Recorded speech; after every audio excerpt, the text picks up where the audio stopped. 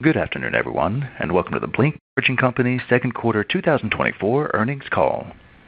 At this time, all participants have been placed on a listen-only mode, and we will open the floor for your questions and comments after the presentation. It is now my pleasure to turn the floor over to your host, Vitaly Stelia. Sir, the floor is yours. Thank you, Matthew. Welcome to BLNK's second quarter 2024 earnings call. With us today, we have Brendan Jones, President and CEO, Michael Rama, Chief Financial Officer, and Michael Battaglia, our Chief Operating Officer. The discussions today will include non-GAAP references. These are reconciled to the most comparable U.S. GAAP measures in the appendix of our earnings deck. You may find the deck, along with the rest of our earnings materials and other important content, on BLNK's Investor Relations website. Today's discussions may also include forward-looking statements about our expectations. Actual results may be different from those stated.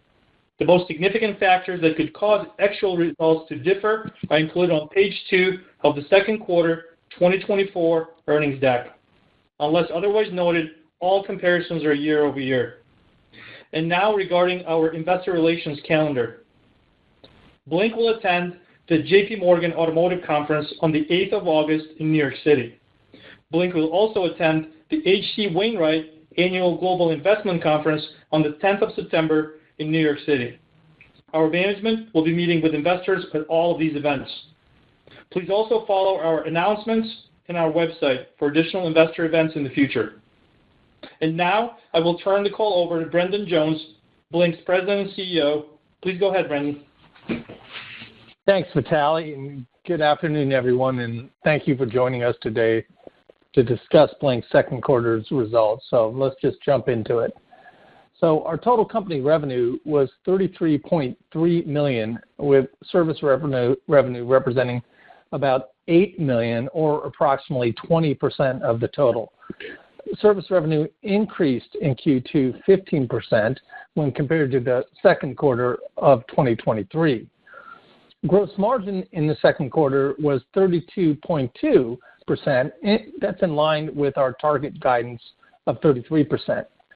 Now, during the quarter, we contracted, sold, or deployed 4,106 chargers globally and dispersed nearly 33 gigawatts of energy across all BLNK networks.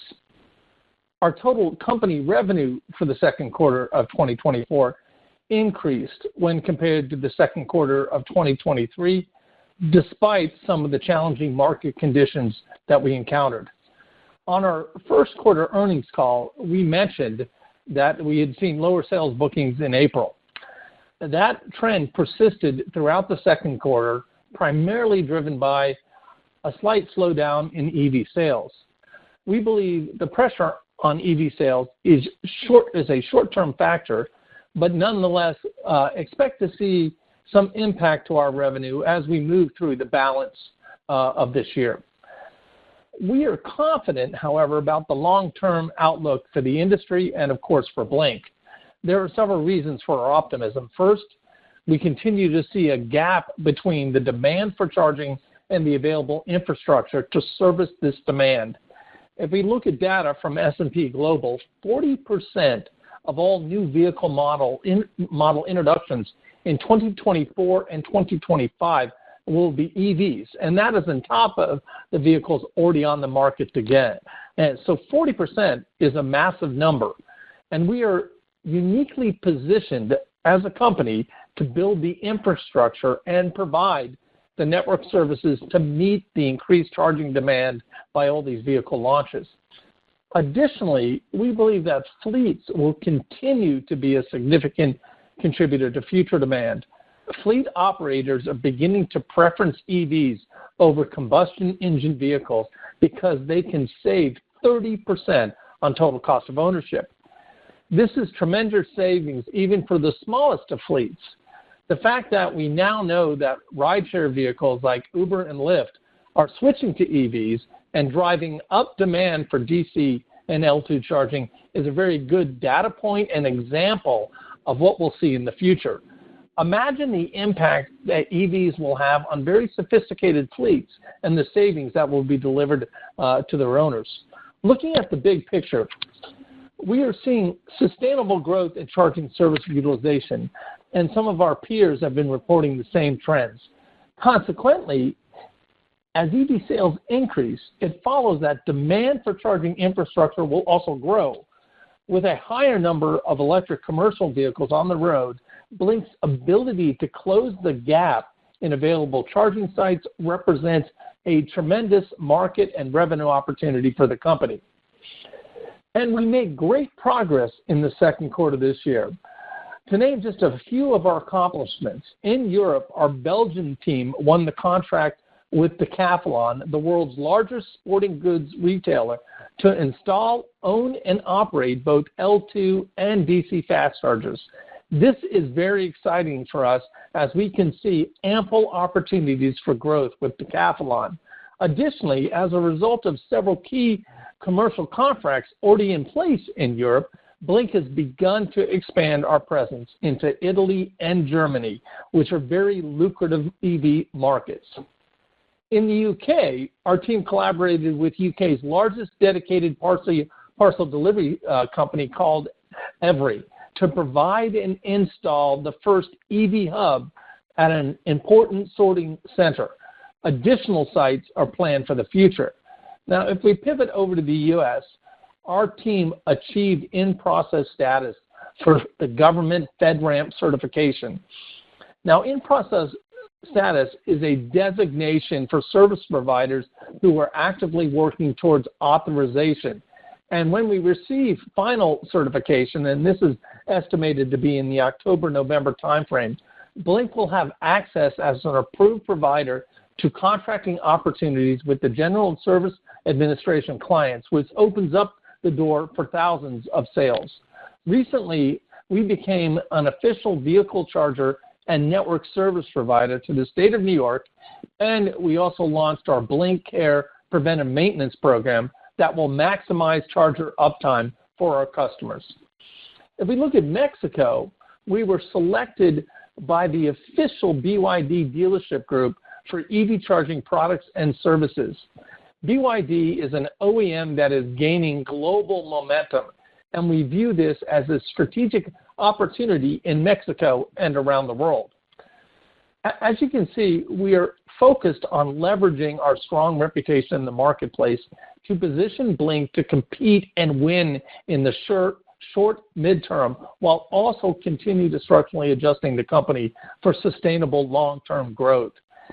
And when we look at the long-term market, between the rapid growth of EVs in China, European mandates and incentives that are already in place, and the accelerated growth in developed European markets, combined with the need for the U.S. auto industry and American companies in general to stay competitive globally, we believe EVs will represent one of the key segments of global transportation now and well into the future.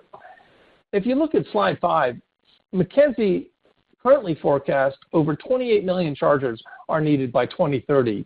And globally, EV infrastructure spending is expected to be about $260 billion by 2030, with about 90+% of those chargers being L2. In fact, as the market matures, we're going to see more of the emphasis being placed on L2 applications. I will comment more in a little bit at the end of the presentation, but not right now. To give you some more details, I would like to pass the call to Mike Battaglia, our Chief Operating Officer. Mike? Great. Thank you, Brendan, and good afternoon to everyone on the call today. So I'd like to start by emphasizing that Blink continues to be uniquely positioned in the market as we offer flexible solutions to our customers. Whether they want to purchase equipment from us combined with network services, or whether they want us to own and operate chargers for them, we can do both, and many variations in between, which not only positions us well competitively to win business, but also provides revenue diversification, evidenced by the fact that nearly a quarter of our current revenue is derived from recurring service streams. And since we own and operate, we have unique insights into a variety of charging locations, which helps us design chargers and software services to anticipate and address our customers' needs. As Brendan mentioned earlier, Our Q2 product sales reflected some softness that we mentioned on the first quarter earnings call, and we expect to see continued pressure as we move through the back half of the year. That said, based on the visibility of our pipeline and our ability to successfully address the needs of diverse vertical markets, we anticipate order activity will turn around later this year and into 2025. At the same time, our service revenue showed continuously strong growth in the second quarter, making up 24% or nearly 1/4 of total company revenue. That is a 300 basis point improvement from 21% of total revenue in the second quarter a year ago. And we continue to expect service revenue to grow as a percentage of our total revenue. For example, charging service revenue has increased by 13% year over year. When we look at the total number of owner-operated units by Blink, we had 6,094 units as of June 30th, 2024. That is a 25% increase in a span of only 1 year. For the first half of 2024, we generated charging revenue of $10 million from Blink-owned chargers compared to $7.2 million in the first half of 2023. That's a 37% increase year over year. And energy dispersed through Blink-owned chargers in the first half of 2024 grew to 8.9 gigawatts, representing 55% growth year over year. Notable here is that DC fast chargers are becoming increasingly important within our portfolio of U.S. Blink-owned chargers. The revenue generated from our Blink-owned DC fast chargers in the United States in the first half of 2024 increased nearly eightfold compared with the first half of 2023. That's eightfold. And with our L2 charging network, we have detailed visibility into high-traffic, profitable locations. We plan to capitalize on these insights by deploying Blink-owned DC fast chargers in a disciplined way so that we meet our return on capital criteria, which targets positive station economics within 5 years or less after deployment. Operationally, Blink's gross margin for the second quarter of 2024 was 32%. The slight decrease in gross margin compared with the first quarter of this year was due to a higher mix of third-party manufactured chargers from legacy customers. Upon the launch of our new single-port Blink-manufactured series product in Q4 of this year, we anticipate a more favorable product mix, and that takes advantage of our strategy of vertical integration. For the first half of 2024, Blink's gross margin was a robust 34%. Moving on to slide 8.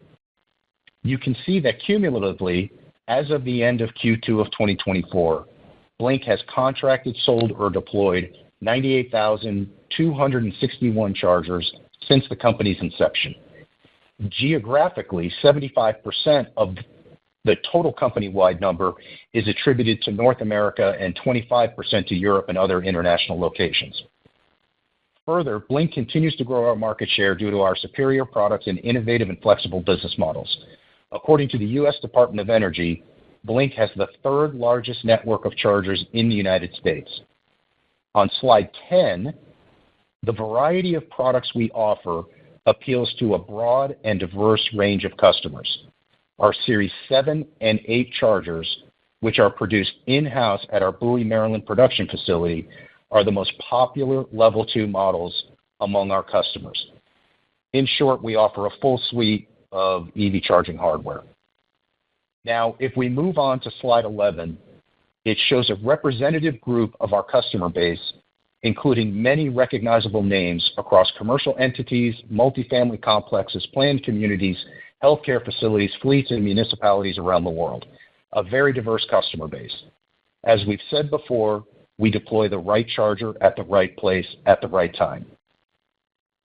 And as we continue into 2024, our priorities remain laser-focused on 3 things. Number 1, continuing to pursue strategic partnerships in key vertical markets to gain market share. Number 2, driving higher margin software and recurring services revenues by increasing our Blink-owned network footprint and complementary software services. And finally, number 3, continuing to manage costs across the business to position Blink for long-term success. Blink has the highest gross margins today among comparative peers, and we intend to pursue further margin expansion. So with this, I'll pass the call on to Michael Rama, our Chief Financial Officer. Thank you, Mike, and good afternoon, everyone.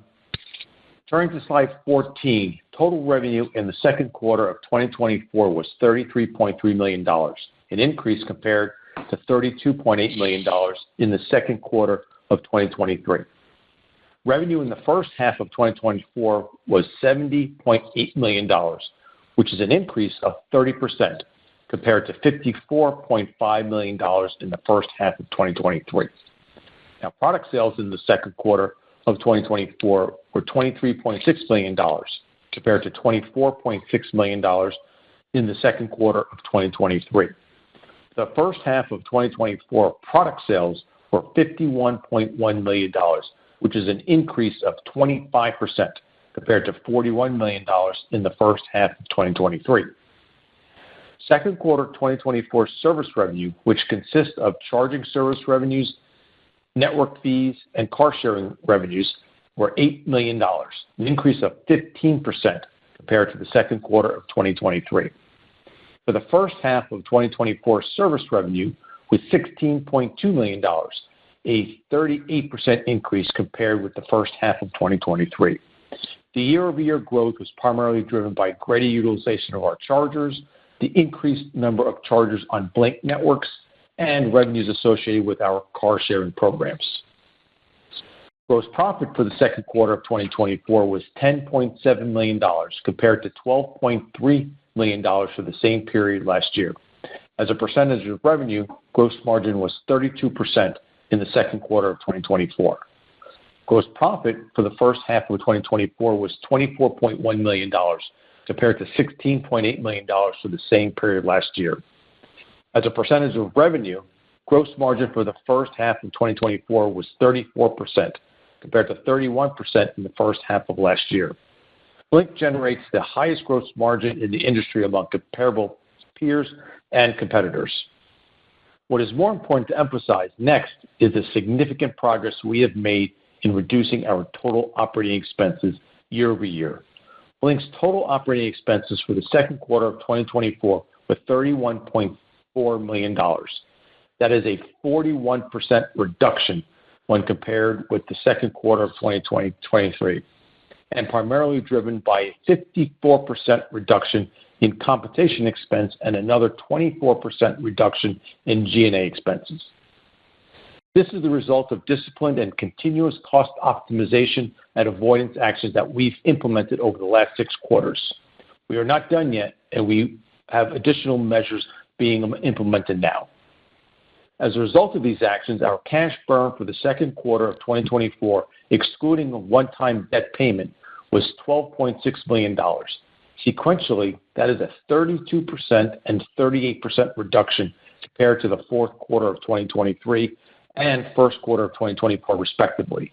On average, we've reduced our cash burn by more than a third compared to our previous 2 quarters sequentially, excluding one-time debt payments. Adjusted EBITDA for the second quarter of 2024 was a loss of $14.7 million compared to a loss of $13.5 million in the prior year period. Adjusted EBITDA for the first half of 2024 was a loss of $24.9 million compared to a loss of $31.3 million in the first half of 2023. Adjusted EBITDA for the 3 and 6 months ended June 30, 2024 excludes the impact of non-recurring items such as acquisition-related costs, additional stock-based compensation expense, estimated loss related to underperforming assets of a subsidiary, change in the fair value related to a consideration payable, and a one-time non-recurring expenses. Now, EPS for the second quarter of 2024 was a loss of 20 cents per share compared to a loss of 67 cents per share in the prior year period. EPS for the first half of 2024 was a loss of 37 cents per share compared to a loss of $1.20 per share for the first half of 2023.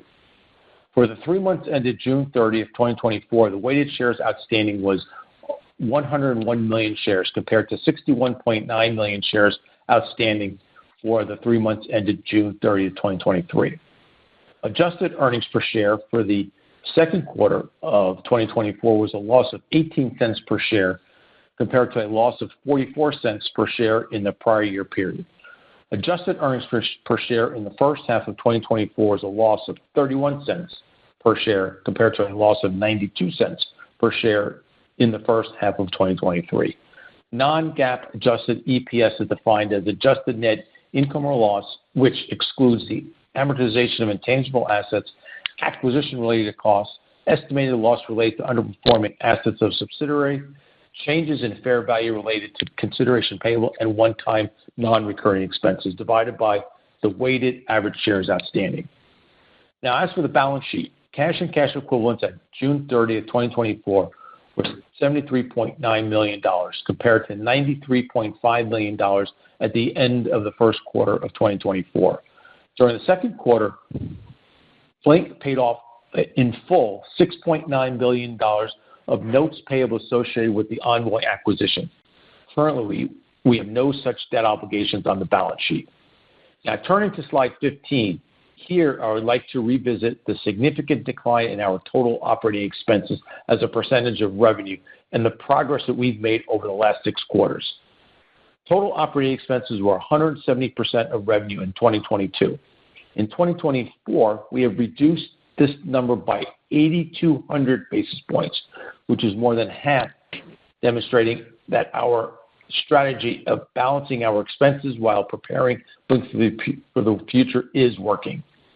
Now, this concludes my prepared remarks. I'm going to turn the call back over to Brendan Jones for a few final comments. Go ahead, Brendan. Thanks, Michael. So, folks, in Q2, Blink achieved growth driven by profitable and recurring revenue from services. We saw some softness on the product side in the second quarter, which was driven by the current environment for EV sales.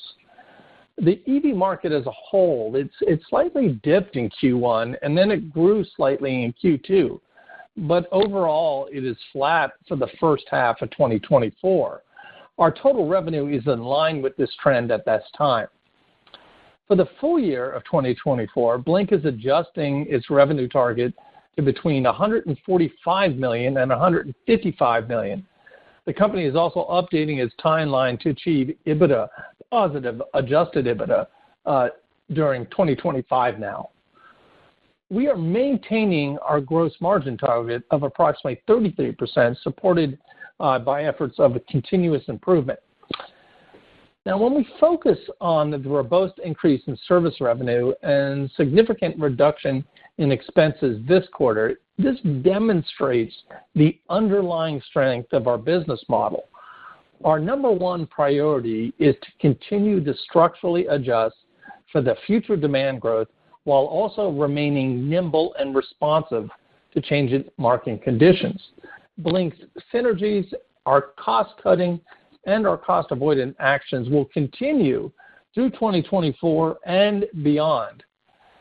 We also will continue to advance our vertical integration strategy with production of high-quality, Buy America compliant chargers from our facility in Maryland. But at the same time, we are going to leverage our expanded manufacturing capabilities in the U.S. and globally to drive cost reduction, increase synergies, and service our global customers. Now, let me summarize a few things that were mentioned earlier. During the second quarter, we continued to gain market share and expand our charging footprint.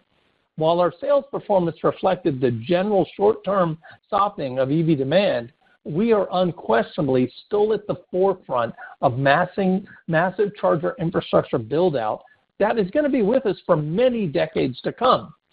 Blink is the third largest network in the U.S. with a growing network in Europe. As a result, we are well positioned to benefit from this long-term trend for EVs. If we look at the product, the Blink The breadth of Blink's product lineup, combined with our flexible offerings, differentiates us in the marketplace and establishes the company as a leading provider of electric vehicle charging solutions that can meet the demands of virtually all customers across the board. In the second quarter, we continued to diversify our product sales to include more Level 2 charging equipment. Moreover, we anticipate that our enhanced focus on services and software solutions and integrating our product into the broader grid will allow us to expand our addressable market and increase revenue. We also significantly reduced our operating expenses by 41% compared to the second quarter of 2023, as we continue to drive efficiencies, scale our business, and focus on reaching sustainable adjusted EBITDA profitability. With our unique vertically integrated model, we believe that Blink is well positioned to drive long-term growth and value for our stakeholders. We remain committed to expanding our global charging footprint and leaning into our mission of advancing energy transition through innovative charging solutions. And before we end this call, it is important to note that we believe we've created the best team in the charging industry. I would like to thank our team across the globe who is implementing our plan and taking care of our customers. And I also want to thank our customers and our drivers for trusting Blink with their charging needs and for being part of this transportation and energy revolution. Blink is successful because of our team. Our team listens, they learn, and they lead in this industry. With that, I think we're ready to take some questions, so we'll turn it over. Certainly. Everyone at this time will be conducting a question and answer session. If you have any questions or comments, please press star 1 on your phone at this time. We do ask that while posing your question, please pick up your handset if you're listening on speakerphone to provide optimum sound quality. Again, if you have any questions or comments, please press star 1 on your phone. Your little partners, your line is live. Good evening, and thanks for taking my questions. So Brendan, can you maybe talk a little bit about linearity of demand during the quarter and how things have progressed over the last few weeks? You know, the weakness that you saw, that you reported on the last quarter, you know, I guess I didn't understand that to be something that that was as material as what transpired. Can you say whether or not things deteriorated from that point, or maybe if we hit a trough and saw sort of typical linearity? And then a second part of that question, Bowie, Maryland is a great investment. Obviously, you got, you know, key customers in there that like the the made in America product. But in the quarter, you said there was a shift in product mix to third-party manufactured products. Is the market asking for something slightly different right now? You know, what should we know about you know, the revenue channel and what's driving volumes right now? Okay, I'm going to start at the last question, then refresh me, and we'll go back to the first question, all right? So looking at product, you know, it's not that there's a change in customer demand on that. It's just that in our fully vertically integrated model, there's a miss on what's called a single plug unit. We have a dual plug unit, which is very cost effective and drives down the acquisition cost for our customers.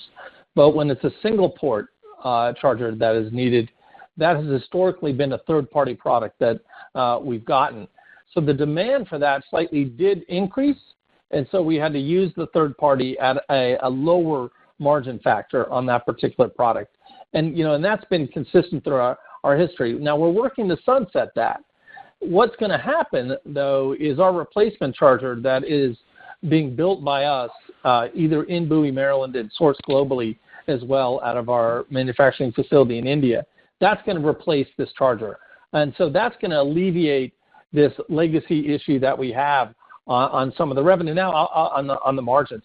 Now, keep in mind, we still maintain best-in-class margins despite that. So there's a lot of things that go in the equation. So the industry, look, when you look at the sales and the numbers in first quarter were somewhere around 7.3%, which were much lower than they were at the end of calendar year 23. They buoyed up and got a little bit above prior years, somewhere just over 8% for Q2, but they sort of stayed there, and that's flat, right? So we were predicting earlier that industry volume would be up to 10+% and even higher in some indices. So, that's primary one of the drivers of what we saw in the lower activity and higher volumes on L2 charging and some DC charging as well, which is a big revenue source for us as well. Now, you couple that in the U.S. with some of the political uncertainty and even some of the naysayers on EVs when it became politicized. I think that, added to this equation that we saw. But we continue to see positive signs for the future. We continue to hear customers that, we have open contracts with that are into Q4, and some announcements today we got into Q1 of next year that, they're not backing off. They may have delayed a bit, but they're not backing off. So we're very, very encouraged by that. We see the market, rebounding a bit on the vehicle side. We continue to see the OEMs invest in charging and then invest in electric vehicles.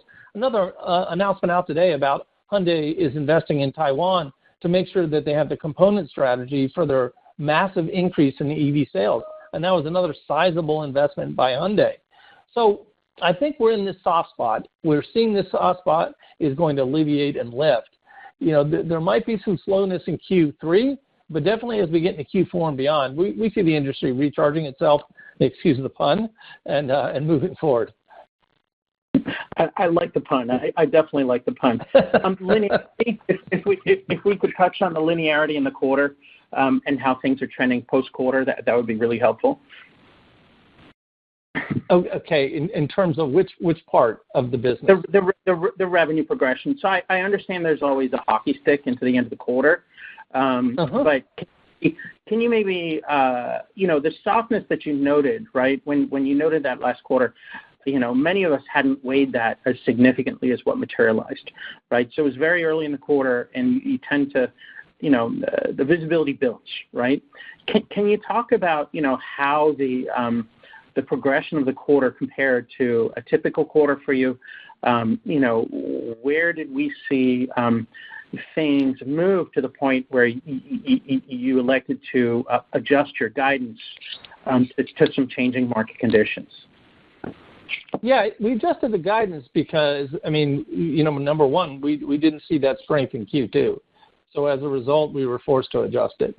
We see in our numbers, though, that month-over-month sales are improving. But what we're not going to do is getting into giving quarter-over-quarter guidance here.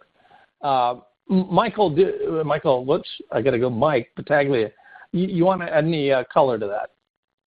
Yeah. So as we started off the quarter, we saw that softness and that same, to use your term, the linearity of it continued through May and June. As you had pointed out, we always see a bump in the last month of the quarter, and we saw that bump. It just wasn't as strong as we've seen in prior quarters. So that's really primarily what drove it, and that's what caused us to adjust the full year. Understood. Then the 33 gigawatts in network throughput, that's a chunky number. That's a nice growthy number, and it's nice to see that drive 15% growth in the service revenue. Can you maybe talk a little bit about utilizations across the network? Are there areas of the network maybe where you need to supplement available charge posts? Are there some bright spots out there as far as opportunities for investment given the strong growth in network throughputs? So I think I understood the question. If I'm not answering correctly, hit me, or Mike will jump in and answer better. So, in terms of the back off in long-term investments, we're not seeing it. We're engaged right now and we'll have some announcements on some pretty lucrative owner-operator deals that we're fully involved in both the United States and Europe.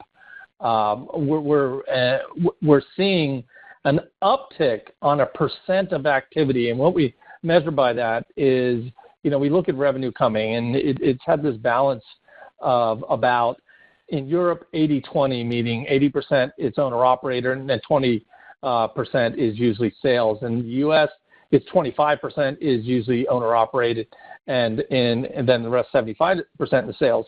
What we've witnessed in Q2 is a significant uptick in owner-operator investments. And the good thing for Blink is that fits under what's called our hybrid model.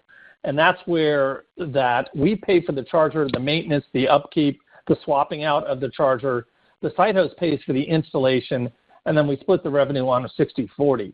Right now, that picked up significantly, as Mike indicated in his numbers. The other spot we're going to keep focusing on, and where we're seeing growth right now, is in multifamily and fleet. So fleet operators aren't slowing down as much. And as you all know, we still have a very lucrative contract with the post office. We can't comment directly on what we'll see in that, but that contract remains in place, and we have confirmation that we'll be getting additional orders on that, although the dollar amount and the time frame we're not at liberty to disclose at this time. Michael, any additional color on that? Battaglia, that is. Just real quick. So, Craig, I've been at Blink now 4 years, and one of the things that I love is the fact that our analytical capabilities continue to get better and better. So, to your point, one of the things we are doing now is looking deep within the existing customer base and identifying those locations where we see the need for additional chargers. Now, it presents a pretty interesting opportunity where we can do really one of two things. One is, if we own the chargers at the site, we can expand them. But the second one is we can offer to take over chargers that, for instance, a host owns, that where they're faced with wanting to add more chargers but maybe don't have the budget to do it or whatever it may be. So we're looking at it on both fronts. And as I mentioned in my comments, we're also looking more and more at high utilization DC fast charger sites in a responsible way that Blink approaches this. So, there's opportunity out there to do more on the owner-operator and high utilization front. And I would only add to that, which is really interesting in the space, is the advent of AI and our engagement with companies that are focusing on equations that equal higher revenue on a site basis with better station economics, right placement. That is it's really fascinating to see what those numbers bear out, and we'll have more on that as we move out into additional quarters with our engagement with those type of companies. Great. Well, thanks for taking my questions. Congratulations on a really strong job bringing down the frictional costs. It's impressive. You've got them down so much year over year. Sure. Thanks. Thank you. Your next question from William Grippin from UBS. Your line is live. Hi. Thanks very much for the time. And my first question was just wondering if you could give us an update on where you stand with the Blink Mobility spinoff. I think you had referenced that last quarter. Yeah. So it's a great question. So we just met with the team that is spinning off the company yesterday. So the S1 is basically almost complete. We have a few more things we have to tweak in it. Roth is the selected company that is doing the spin with us right now. We've got the decks are done to go on the investor roadshow. We're paying attention to market feedback right now in terms of, what is the market like? Is the IPO the right way to go? And then we're also working on the cost side to make sure that we're reducing the expenses overall across the board. So there's a lot of expenses that we have an opportunity on both the Blue LA model and the Envoy model, but in particular the Blue LA model to begin to reduce significantly. Those activities are now fully underway. We'll have a timeline update on when they're going to materialize in the numbers. But, we feel optimistic. The IPO market isn't great right now, but we believe the fundamentals of the spin as we move into the back half of Q3 into Q4, that there's going to be an opportune window to go ahead and spin the company off. Mr. Rama, any clarity around that? No, I think it's the market. We had to look at the market, how it's being perceived, if it's timing and stuff like that. Yep. All right, appreciate that color. And then just last one for me here, but on the DCFC segment, could you elaborate a bit on how you're thinking about positioning or investing in that part of the market as throughput continues to increase across DCFC networks? Yeah, absolutely. So, DC fast charger as an owner-operator is a different beast entirely. So what we've adopted and has been serving us very well as a company is we're not going to plant flags as a company. There's other companies that are planting flags. And we're not going to put a charger in the ground that doesn't have positive station economics or positive station economics within a basic ROI timeframe. Typically, we look for 4 years or shorter on that.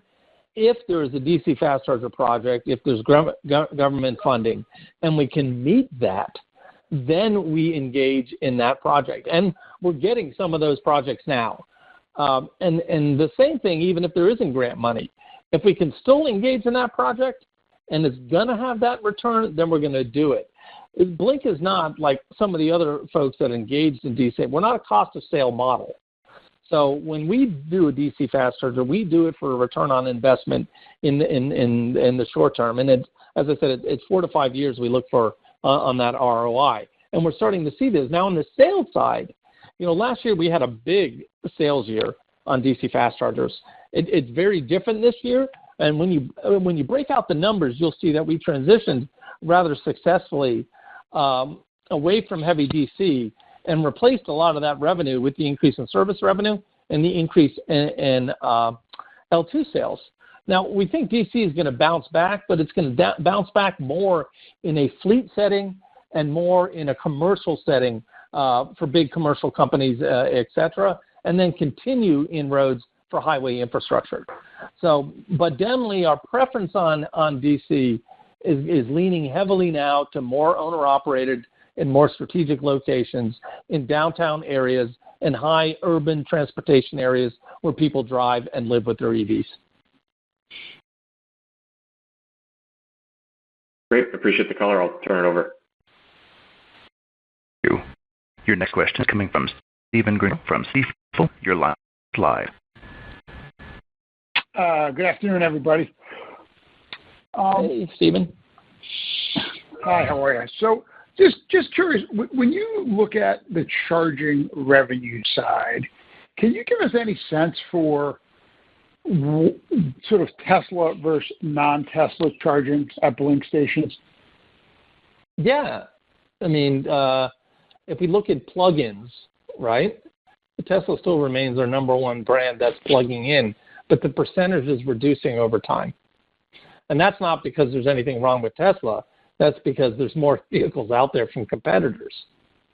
So Tesla, especially on the... What, say that again?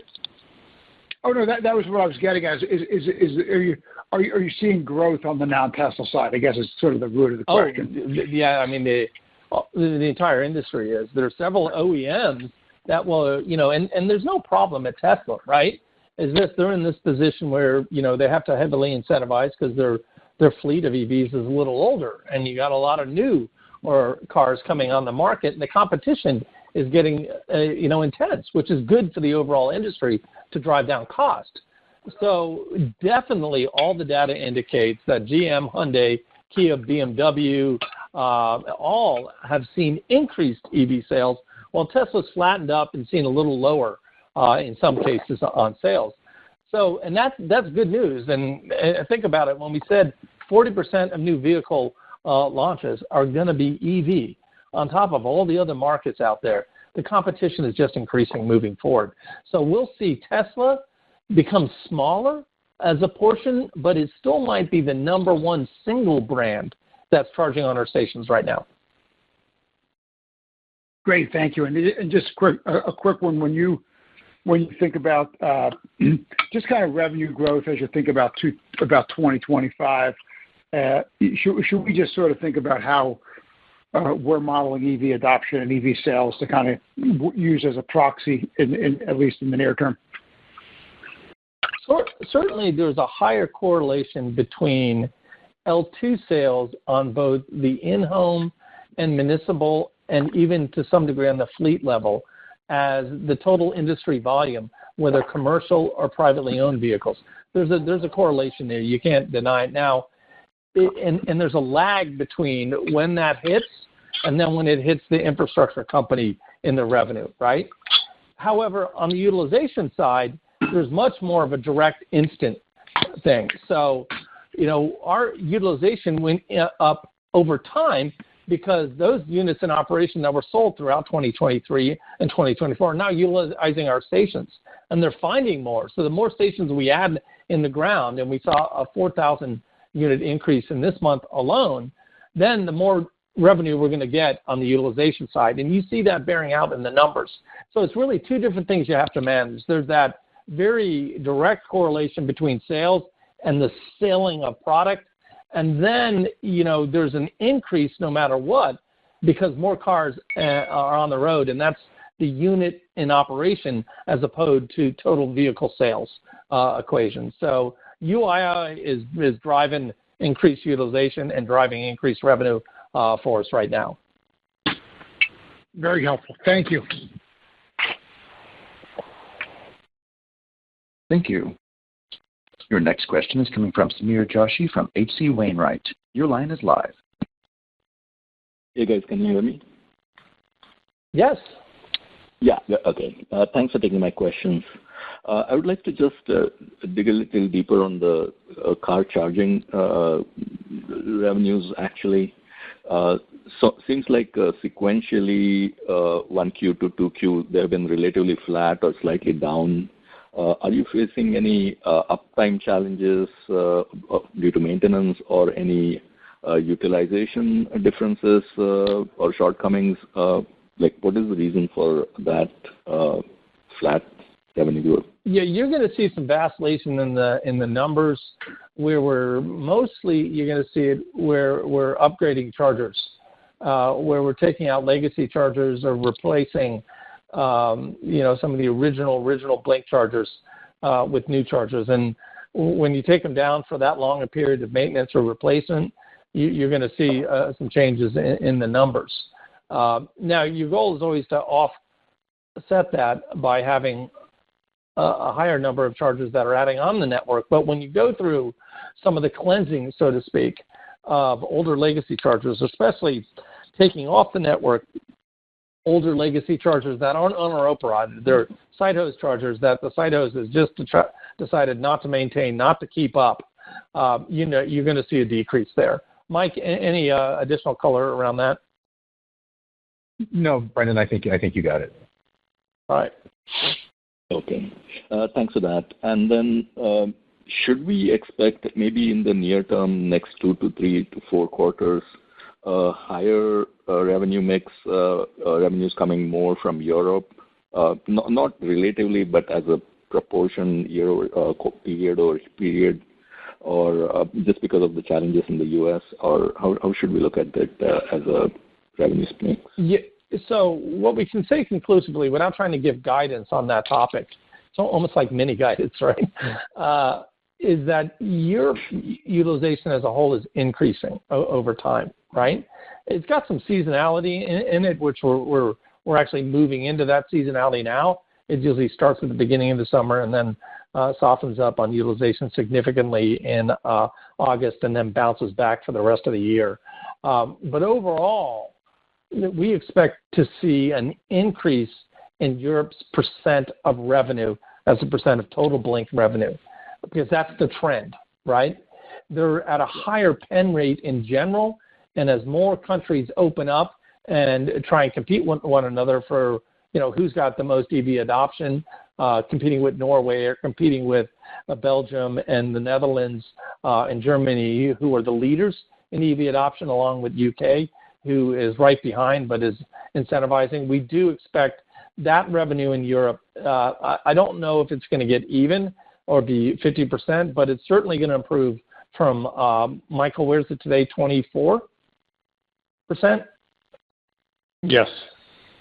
Okay, 24%, 24% today. That we definitely see. And that's and just to clarify on that, that's on owner-operated revenue, not on sales revenue. Sales revenue, it will improve over time, but we see that more of keeping pace with the U.S. But service revenue, we definitely see increasing in Europe over time. Understood. And just one last one on the 2024 operational priorities slide. I think during the first quarter, there were mentions of implementing SaaS solutions and some energy management solution development. Have those been deprioritized, or how should we look at that? No, absolutely not. How about re-emphasized? So we actually, we're adding resources in both U.S., Europe, and then in our development center outside of Delhi to make sure that we can deliver the market on time. We have the base package out of energy management services. We're all into the enhanced packages right now. Those are being developed, and we'll have an update as we move through quarters, or we're going to see those products begin to launch. But that is a major, major strategic focus of the company. So you won't see resources declining in that area. You'll see resources improving over time. Understood. Thanks for taking my questions, and good luck. Sure. Thank you. Our last question comes from Noah Parks from Tuohy Brothers. Your line is live. Hey, Noah. Hi. How's everything going? We're good. How are you? Real good, thanks. Real good. I wanted to touch on, your comment on multifamily and fleet, and those seem to be sort of a persistent bright spot when you look at demand among the many different, submarkets. And just thinking, is it simply that, especially I'm thinking commercially owned multifamily, is they're constantly in sort of an upgrade cycle or a renovation cycle, or in fleets a vehicle retirement cycle, so that it's just more front burner for them when they're doing capital investments that we got to get our EV charging in as well. Is that a big part of the driver? What kind of keeps them going? Sure. What I'm going to do is let Mike answer this because he lives and breathes that on a daily basis. So, Mike. Yeah, thanks, Brendan. So the first part of the question on multifamily, I think the statistic is that nearly a third of American citizens live in an apartment building, and it's a big percentage in Europe as well. So just the sheer volume of that market is big. Secondly, when we look at fleets, it's a combination of things. It's number one, it's yes, as vehicles age and they retire those vehicles and they acquire new vehicles, we see a big movement towards battery electric. The second thing is, as the market has gained more experience with BEVs, they realize that the total cost of ownership is simply better. And there's two big impacts to that. One of them is our maintenance costs, and the other is fuel costs. And then thirdly, there are many fleets out there that simply have carbon reduction footprint goals, and that's driving demand as well. So there's really it's really coming from a number of different areas, but we are very bullish on the fleet market. Mike, did you want to answer the multifamily dwelling part? I'm sorry, what part of that? If you repeat the question. Part of this question was multifamily dwellings.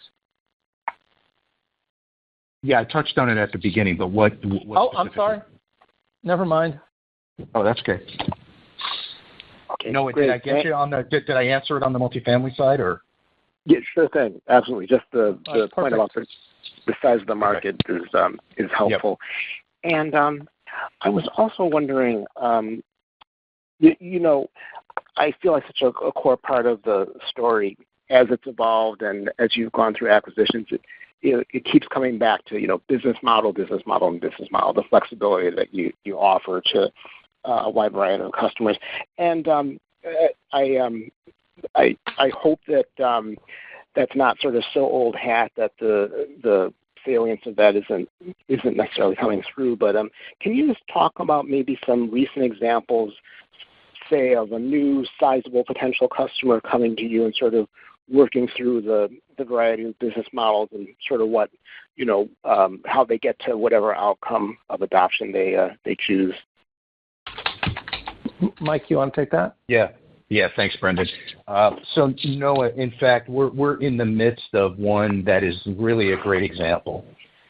So there are two paths to this.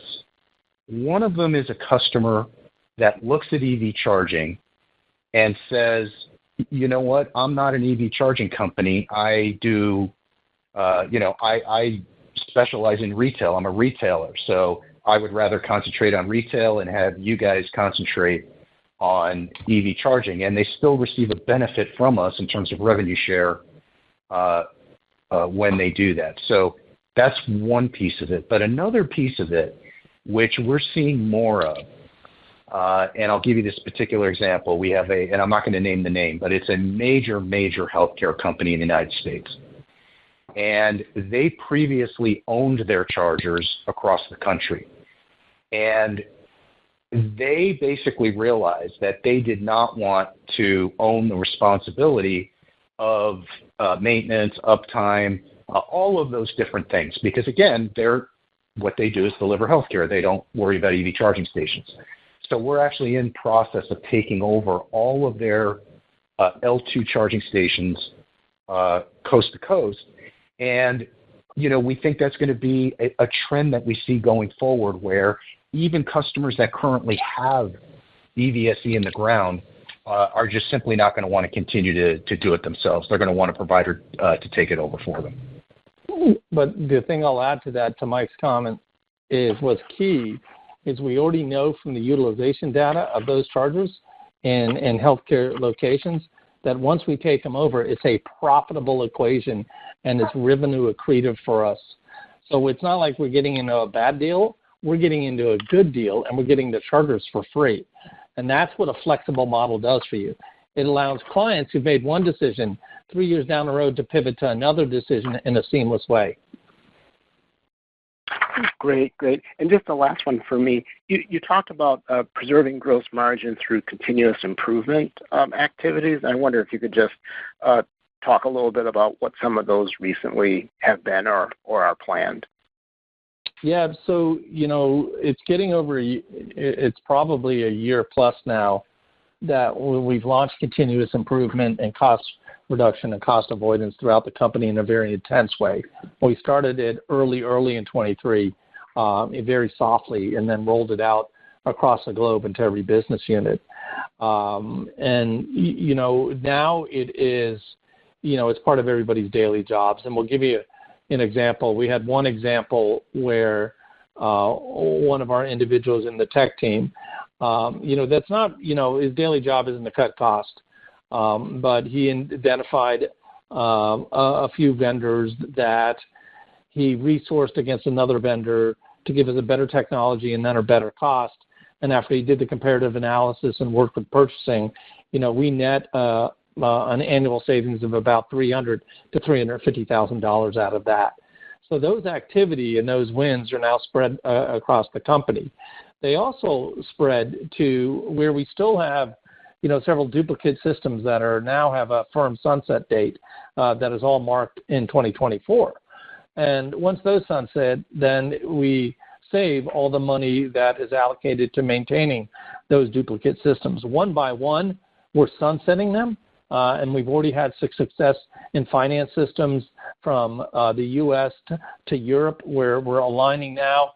We've already done it on CMS systems where we're aligning now. Now we're doing it on networks. We're aligning now. And then also, we're looking at, and one of the key things, if we have underperforming business units, we're going ahead and closing down those underperforming business units. And we've done quite a few of those in different countries throughout the world already.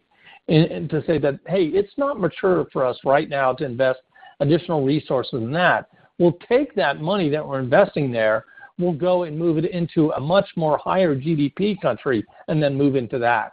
So that's part of it. We have more of those to share with you as we get through the balance of the year, but we've enacted some pretty significant savings on one. We'll give you one example. On one country we just moved out of, and our net save after moving out of after 1 year is $800,000 just by netting out and ceasing operations. Those activities are going to continue throughout the company. That is now the Bible to be a Blink employee, and we're going to continue to enhance that as we move forward. Terrific. Thanks a lot. Thank you. That concludes our Q&A session. I'll now hand the conference back to Vitaly Stelia for closing remarks. Please go ahead. We thank you all for joining us on the call and the webcast today and for your interest in Blink Charging. If there are any additional questions or requests to meet with management, please email us at ir@blinkcharging.com, and we look forward to engaging with you in the future. Thank you. Everyone, this concludes Thanks, today's everybody. event. You may disconnect at this time and have a wonderful day. Thank you for your participation.